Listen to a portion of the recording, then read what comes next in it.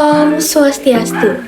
Tak kenal maka tak sayang, perkenalkan nama saya Komang Renardia Pramesti, absen 17 dari kelas 11 MIPA 1. Di sini saya akan membahas penerapan hukum termodinamika pada AC dan kulkas. Baik, selamat menikmati. Di sini kita akan membahas mengenai detail.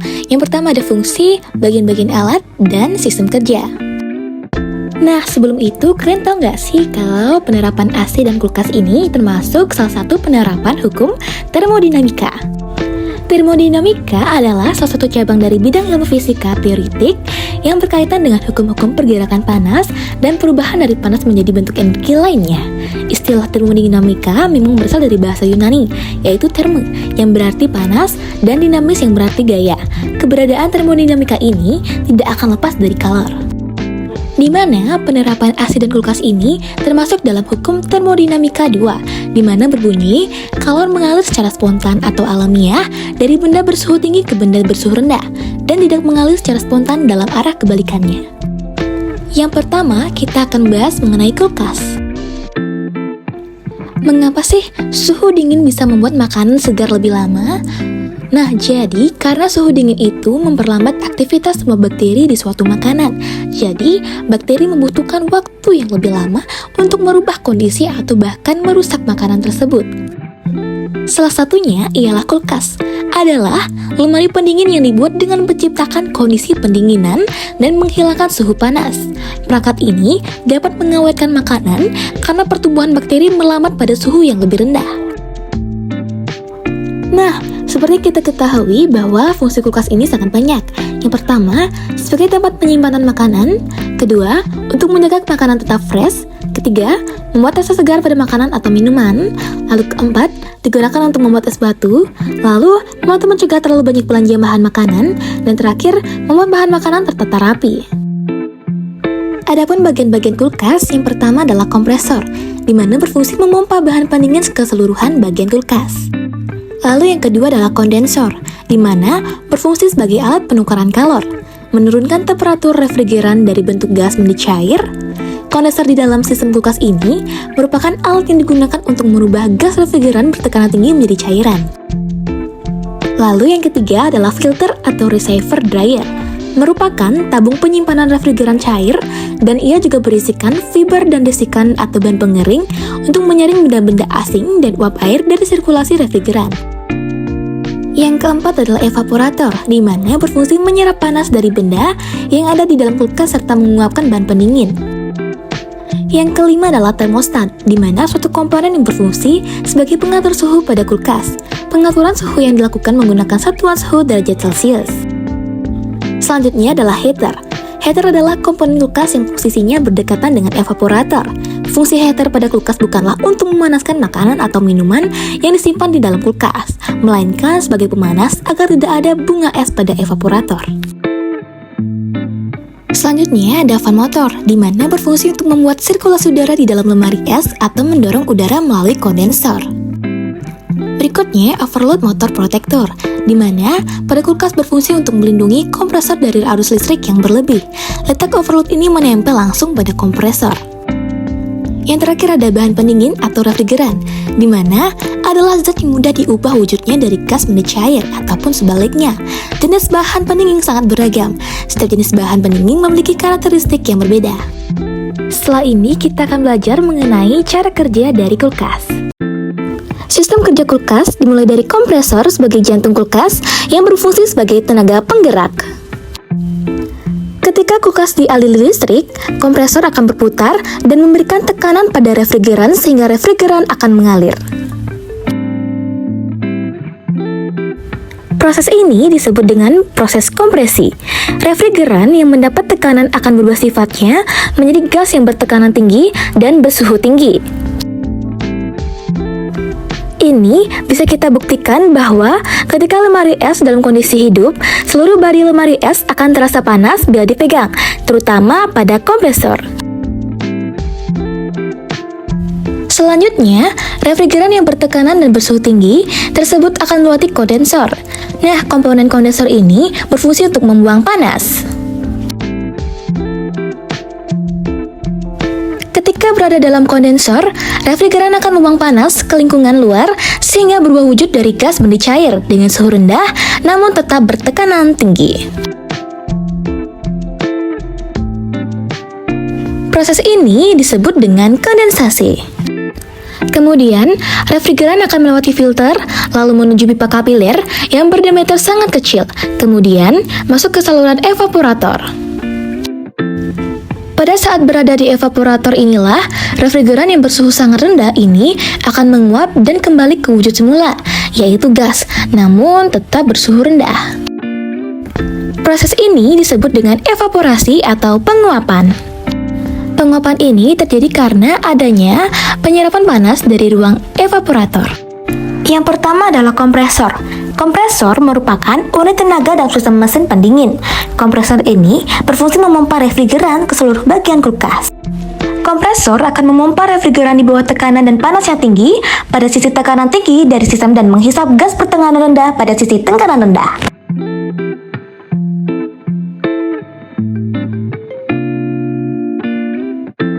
Kompresor merupakan bagian terpenting di dalam kulkas. Apabila dianalogikan dengan tubuh manusia, kompresor sama dengan jantung yang berfungsi memompa darah ke seluruh tubuh.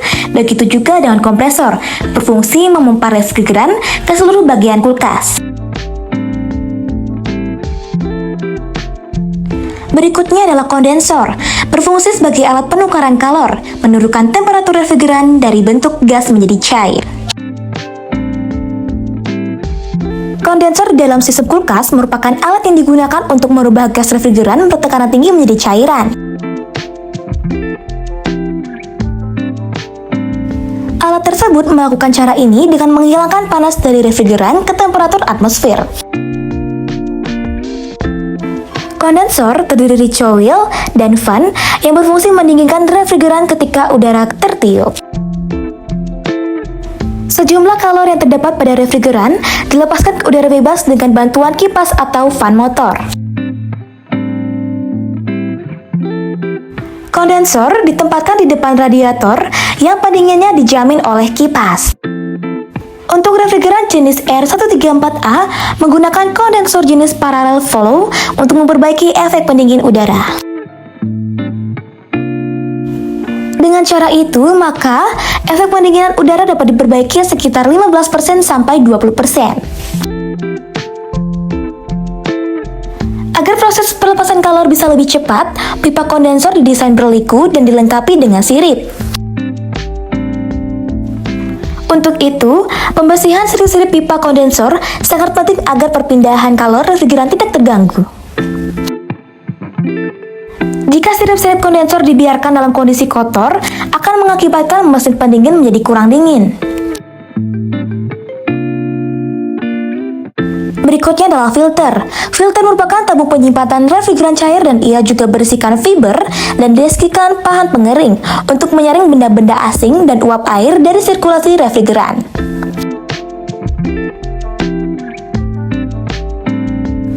Filter mempunyai 3 fungsi, yaitu menyimpan refrigeran, menyaring benda-benda asing, dan uap air.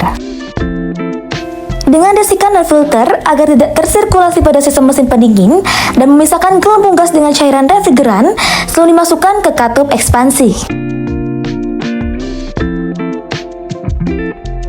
Filter menerima cairan refrigeran bertekanan tinggi dari kondensor dan disalurkan ke katup ekspansi. Filter terdiri dari main body filter, desikan, pipe, dan side glass.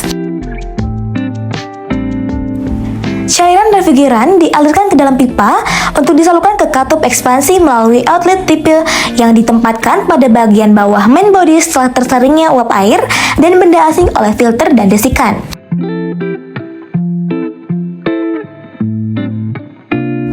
Berikutnya adalah evaporator, yaitu zat pendingin cair dari receiver dryer atau filter dan kondensor harus dirubah kembali menjadi gas dalam evaporator. Dengan demikian, evaporator harus menyerap panas. Air ini juga akan membersihkan kotoran-kotoran yang menempel pada kisi-kisi evaporator, karena kotoran itu akan turun bersama air. Evaporator dibuat dari bahan logam anti karat, yaitu tembaga dan aluminium. Berikutnya adalah termostat. Jika suhu pengabutan refrigeran menurun di bawah 0 derajat Celcius, maka akan terbentuknya pembukaan frost pada fan evaporator dan hal ini menyebabkan menurunnya aliran udara serta kapasitas pendinginan menurun.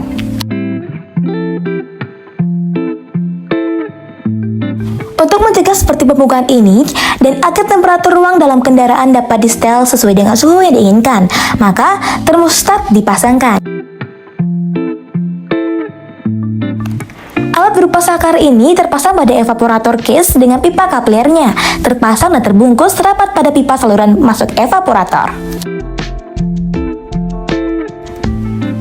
Termostat dihubungkan ke magnetic clutch pada kompresor secara seri. Termostat akan melepaskan magnetic clutch ketika temperatur permukaan evaporator fan ada di bawah sekitar 1 derajat Celcius dan akan menghubungkan magnetic clutch dengan kompresor ketika suhunya telah mencapai lebih dari 4 derajat Celcius.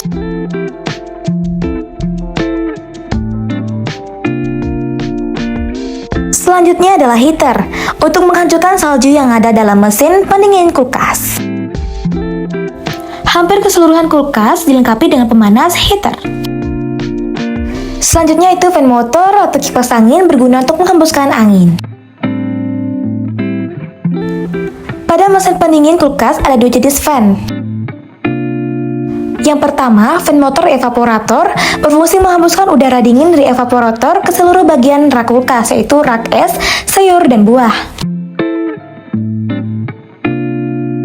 Yang kedua adalah fan motor kondensor. Ini diletakkan pada bagian bawah kulkas yang memiliki kondensor yang lebih kecil, yang berfungsi mengisap atau mendorong udara melalui kondensor dan kompresor. Selain itu berfungsi mendinginkan kompresor.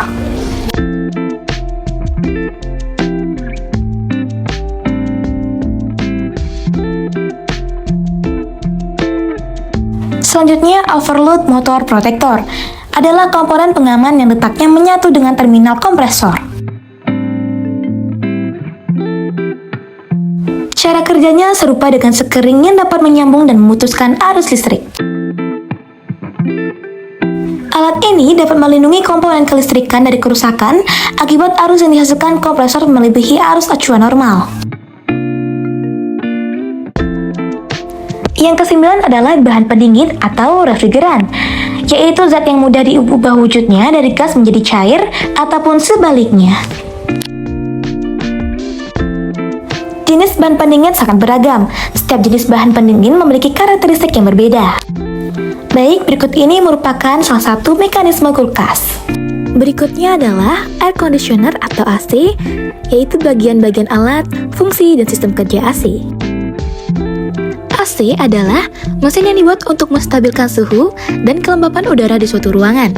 Alat ini digunakan untuk mendinginkan atau memanaskan tergantung kebutuhan.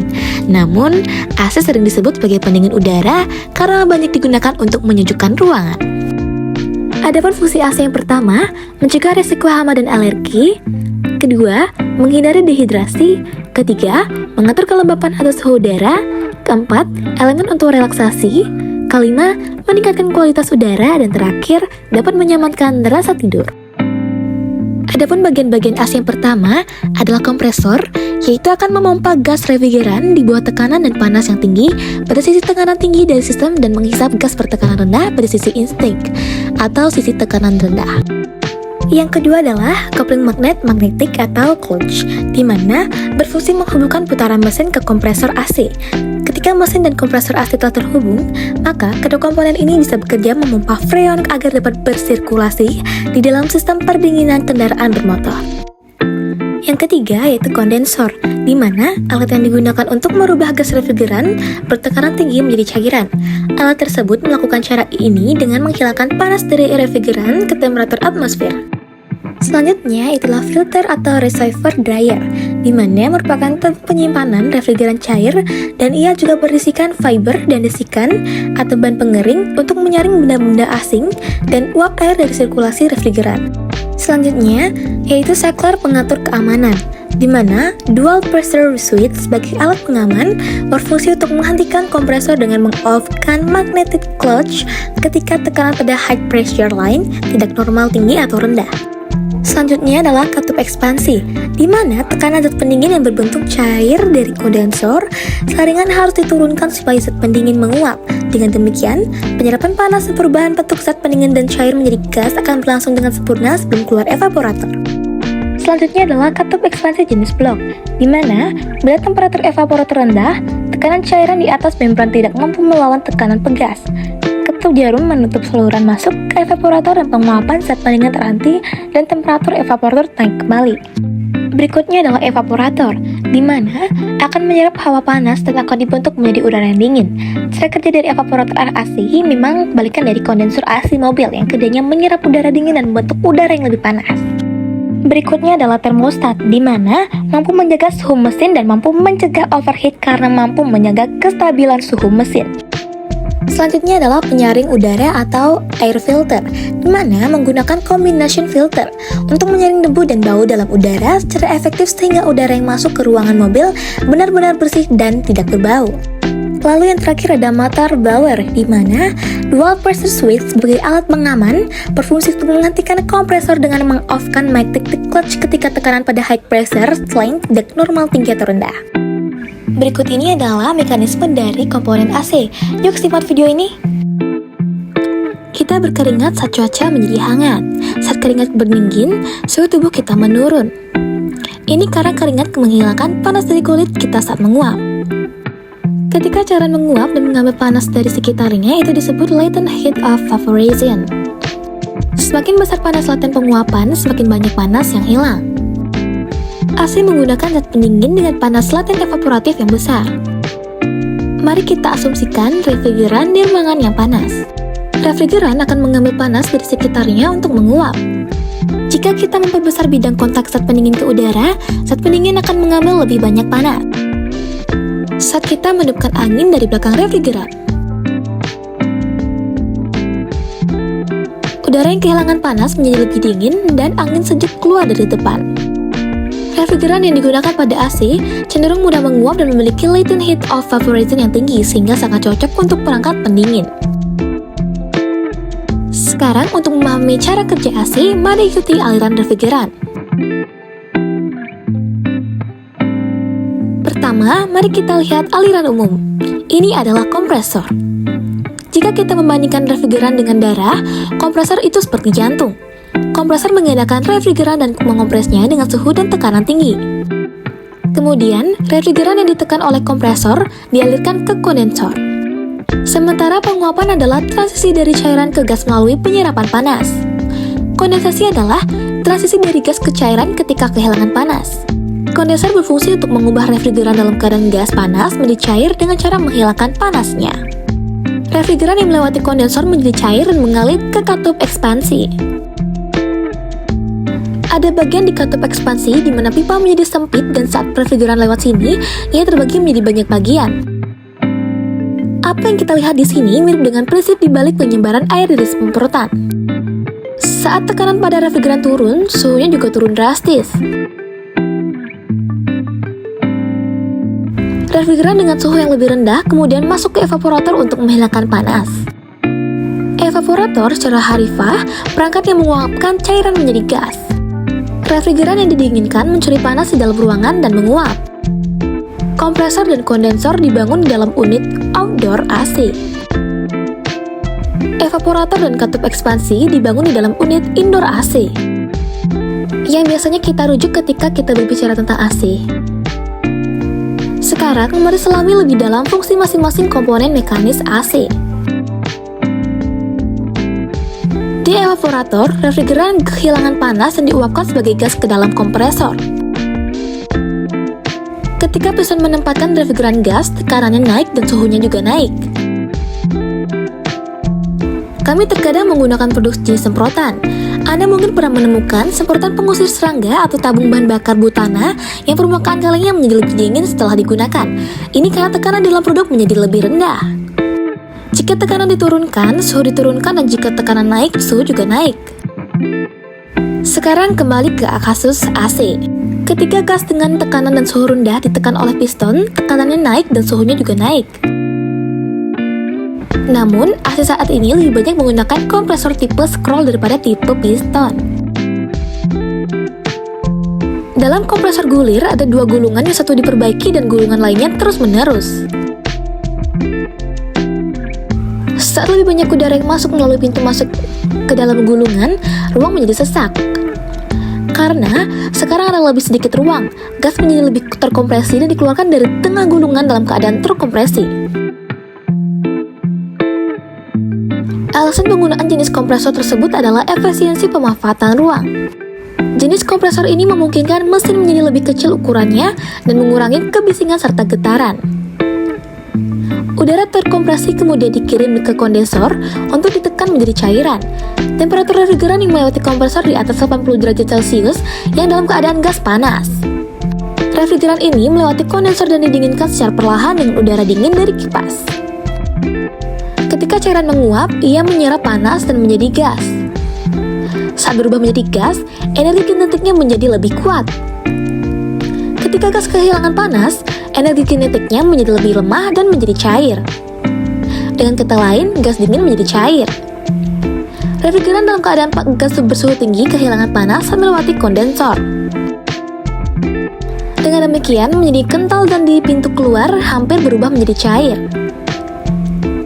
Meskipun refrigeran telah membuang sebagian panasnya saat melewati kondensor refrigeran, tersebut masih panas dengan suhu sekitar 50 derajat Celcius.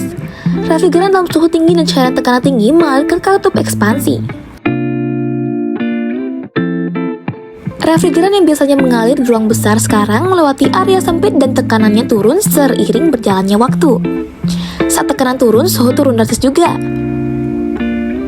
Refrigeran dingin sekarang dikirim ke evaporator. Katup ekspansi terhubung ke penyimpanan panas yang masuk akal yang mendeteksi panas. Penyimpanan panas yang masuk akal dipasang pintu keluar evaporator dan mendeteksi suhu. Di dalam penyimpanan adalah cairan yang peka terhadap perubahan suhu, dan ketika suhu di pintu keluar evaporator naik, tekanan gas naik yang pada gilirannya menekan pegas untuk mengirim lebih banyak refrigeran ke evaporator. Ketika jumlah refrigeran yang masuk ke evaporator melonjak, emisi pendinginan juga melonjak. Ketika suhu di pintu keluar evaporator turun, ketika gas turun dan jumlah refrigeran yang masuk ke evaporator juga turun. Menerapkan preset di atas, AC mengontrol jumlah refrigeran yang disuntikkan ke dalam evaporator untuk mencegah pendinginan berlebihan. Refrigeran melewati pipa evaporator dan menghilangkan panas dalam proses ini. Saat panci di bawahnya mulai beroperasi, udara hangat di dalam ruangan dikirim ke evaporator dan udara dingin dipancarkan. Kipas yang digunakan di unit dalam ruangan AC terbentuk silinder, bukan versi baling-baling yang lebih dikenal. Jenis kipas seperti itu disebut impeller. Karena AC yang dipasang di dinding tidak dapat memakan ruang besar, kipas jenis impeller digunakan sebagai pengganti tipe baling-baling. Saat Anda meningkatkan gelas dingin di udara, permukaannya tertutup air. Ini karena gas telah kehilangan panas untuk dikondensasi. Pipa yang mengalir dengan refrigeran dingin juga tertutup tetesan air di permukaannya. Air di sini ditampung di drain pan, dan bila ada jumlah tertentu yang tertampung, air tersebut dialirkan melalui pipa dan keluar ke dunia. Berikut mekanisme dari AC. Sekian dari saya, terima kasih.